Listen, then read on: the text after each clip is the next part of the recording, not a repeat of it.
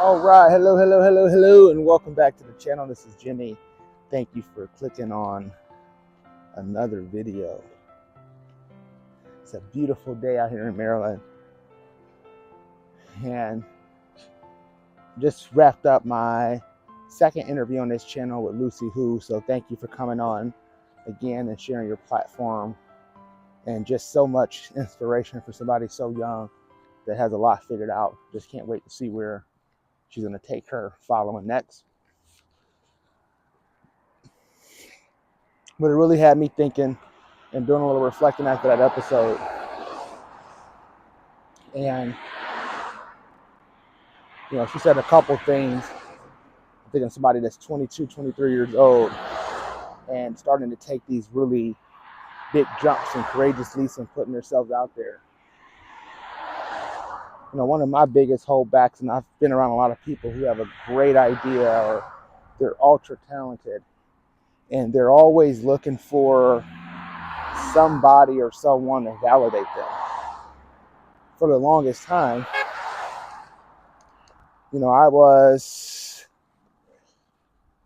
with the same company. So I stayed with Toys R Us for 10 years. And from the time I was, 18 till, practically 28. And I enjoyed what I did, or I ain't gonna say I enjoyed what I did, but I really liked what I did. But I didn't love it. I was so focused on, trying to have enough money to take care of my family. And, I was always focusing on just have enough. And I never realized how that mindset kept me fighting for my limitations.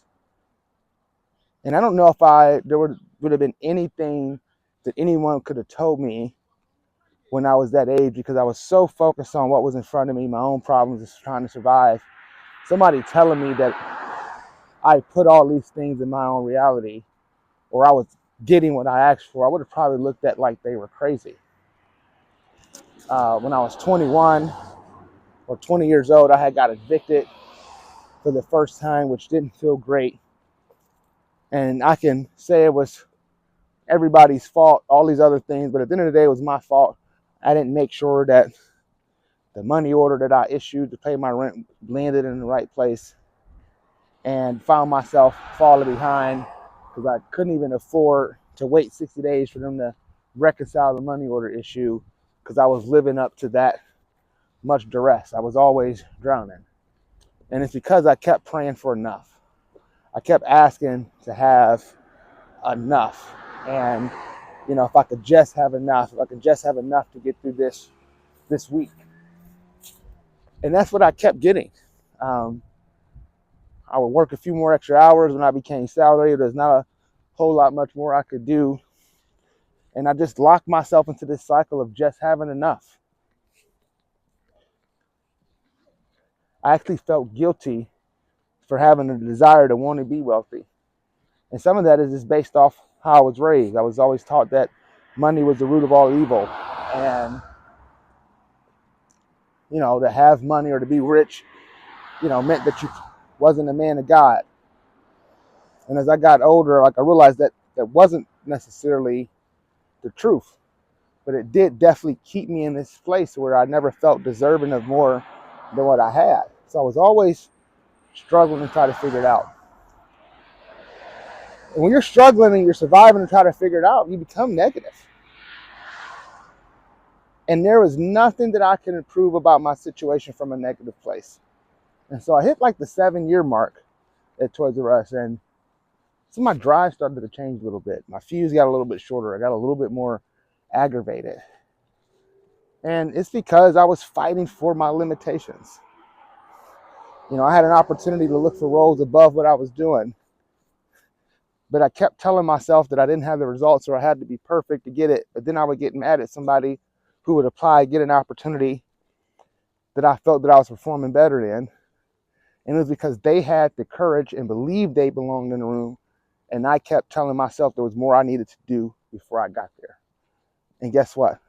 There was. And there was always one more thing that I needed to do before I got there, because I kept putting myself on that limitation. And so around 28 to 30, I really had a shift. I've always been a stoic, but it really hit me on how I manifested and I created everything in my current environment, from the team I inherited, from the team that I was currently leading, to the lifestyle that I was currently leading, my financial situation. And when I first experienced that, it was a film of overwhelm. There was this fear, but then this came this point of where I felt ultimately so liberated, because I kept telling myself, if I put myself in this situation, I can put myself in the situation that I dreamed. And this is why imagination for kids and being a dreamer is so important. I was surrounded by people who told you not to dream big, or was like, oh, get out of the fantasy land.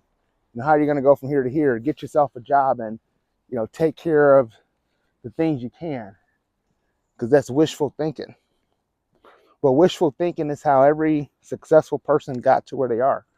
And everybody I talk to that's on this path, or that are growing or doing really well or doing something they accomplished, it started from their imagination and their dream first. And it took me a long time to make that correlation. I felt powerful when I really thought about that I manifested all my next opportunities. And I've gotten everything that I've asked for, the good and the bad. And so being around people that allow you to see what's possible versus only being around people to tell you your limitations, having a strong mastermind group or a strong inner circle is essential. Because if you're around people who tell you you can't do stuff all the time, your subconscious didn't have that imprinted. That is imprinted in your subconscious.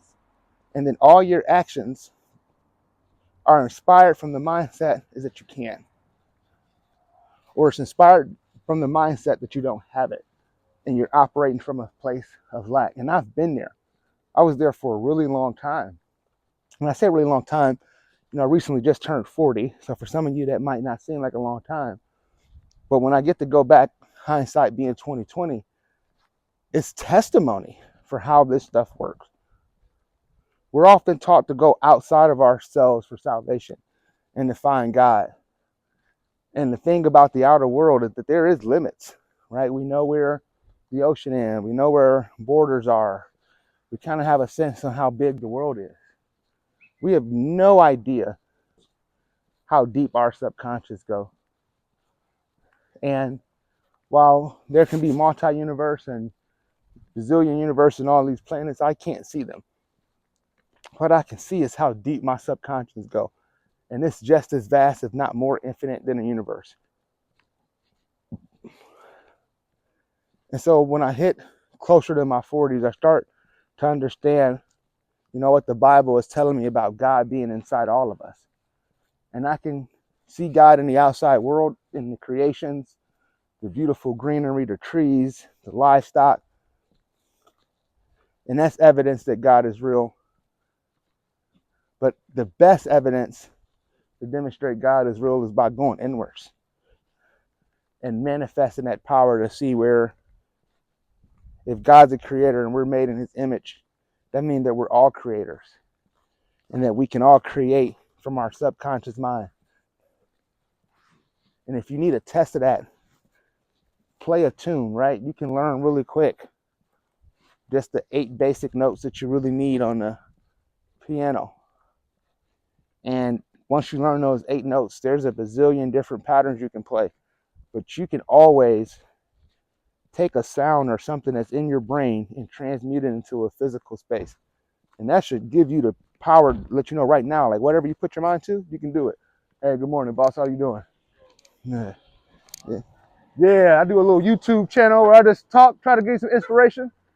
Yeah, appreciate it though. But that's the power. And like your what you think about is that we can literally take what we're thinking about and bring it to reality. And so when my last interview, Lucie shared that she woke up from a dream with the name of the podcast and filmed her first episode. That's transmutation of what's in your subconscious coming to reality.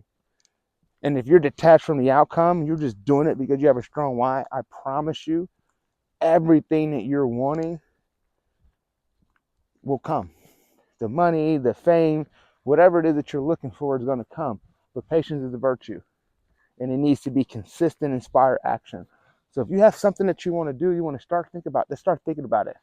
And it's never too late, no matter what anybody tells you. It is never too late. You can be 40, start your first podcast, 50, 60, 70, it doesn't matter. I want to say Sam Walton didn't get started till he was almost 50. Jeff Bezos was well into his 40s, and they built empires. And so don't ever think it's too late. You can go from where you are to where you want to go. And the only limitation is what you tell yourself. Well, that's all, folks. I appreciate you. If this has helped, if this has even resonated a little bit, please like and subscribe to the channel. Share with somebody that's helpful. This is Jimmy. I'll see y'all soon.